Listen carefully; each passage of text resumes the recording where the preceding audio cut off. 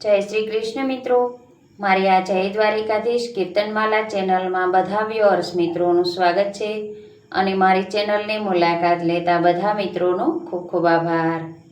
મિત્રો, આજે આપણે સાંભળશું અજા એકાદશીની વાર્તા। શ્રાવણ મહિનાની વદ પક્ષની એકાદશીને અજા કે જયા એકાદશી કહેવામાં આવે છે।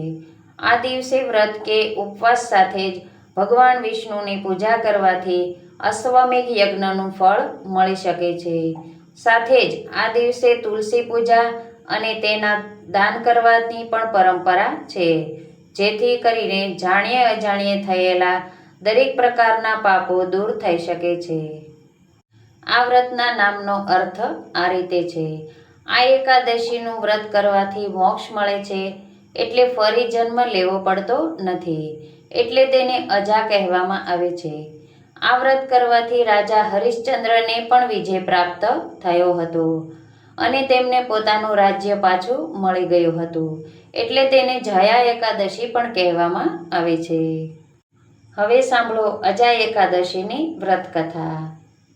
કુંતીપુત્ર યુધિષ્ઠિર બોલ્યા, હે જનાર્દન, હવે તમે મને શ્રાવણ માસની વદ પક્ષની એકાદશીના વિશે બતાવો।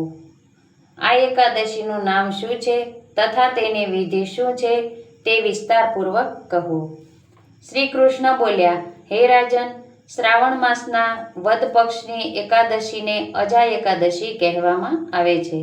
આનું વ્રત કરવાથી સમસ્ત પાપ નષ્ટ થાય છે। જે મનુષ્ય આ દિવસે ભગવાનની ભક્તિપૂર્વક પૂજા કરે છે, વ્રત કરે છે, તેના સમસ્ત પાપ નષ્ટ થાય છે। આલોક અને પરલોકમાં સહાયતા કરનારી આ એકાદશીના સમાન બીજી કોઈ એકાદશી નથી। આ એકાદશીની વ્રત કથા આ પ્રમાણે છે। પ્રાચીન કાળમાં હરિશ્ચંદ્ર નામનો એક ચક્રવર્તી રાજા રાજ્ય કરતો હતો। તે અત્યંત વીર, પ્રતાપી તથા સત્યવાદી હતો। તેણે પોતાની સ્ત્રી તથા પુત્રને વેચી દીધા અને સ્વયં એક ચાંડાલનો સેવક બની ગયો। એમણે એક ચાંડાલને ત્યાં સ્મશાનમાં કફન લેવાનું કામ કર્યું, પરંતુ આપત્તિના સમયે પણ સત્ય ના છોડ્યું। જ્યારે આ પ્રકારે રહેતા તેમણે ઘણા વર્ષો થઈ ગયા, તો તેમને આ નીચ કર્મ પર ખૂબ જ દુઃખ થયું। એમાંથી મુક્ત થવાનો ઉપાય શોધવા લાગ્યા। તેઓ સદૈવ ચિંતામાં લાગ્યા રહેતા કે હવે શું કરવું। ત્યારે એક સમયે તેમને ગૌતમ ઋષિ મળ્યા। રાજાએ તેમને જોઈ પ્રણામ કર્યા અને રાજાના દુઃખપૂર્ણ વાક્ય સાંભળી બોલ્યા, હે રાજન, શ્રાવણ માસના કૃષ્ણ પક્ષની એકાદશી, જેનું નામ અજા એકાદશી છે, તેનું વિધિપૂર્વક વ્રત કરો, તો તમારા સમસ્ત પાપ નષ્ટ થઈ જશે। અજા એકાદશી આવી ત્યારે રાજાએ ઋષિના કહ્યા પ્રમાણે વિધિપૂર્વક વ્રત કર્યું તથા રાત્રિનું જાગરણ કર્યું। આ વ્રતના પ્રભાવથી રાજાના સમસ્ત પાપ નષ્ટ થઈ ગયા। એમણે પોતાની સામે બ્રહ્મા, વિષ્ણુ, ઇન્દ્ર, મહાદેવજી આદિ દેવતાઓને ઊભેલા જોયા। તેમણે પોતાના મૃતક પુત્રને જીવિત તથા સ્ત્રીને વસ્ત્ર આભૂષણ યુક્ત જોયા।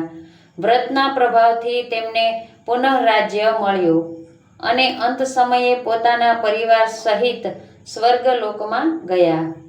અજા એકાદશી વ્રતનું ફળ। પુરાણોમાં જણાવ્યું છે કે જે વ્યક્તિ શ્રદ્ધાપૂર્વક અજા એકાદશીનું વ્રત કરે છે, તેના પૂર્વજન્મના પાપ દૂર થાય છે અને આ જન્મમાં સુખ સમૃદ્ધિની પ્રાપ્તિ થાય છે।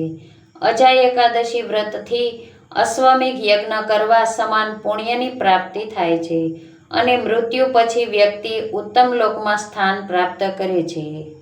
બોલીએ લક્ષ્મી નારાયણ દેવ કી જય।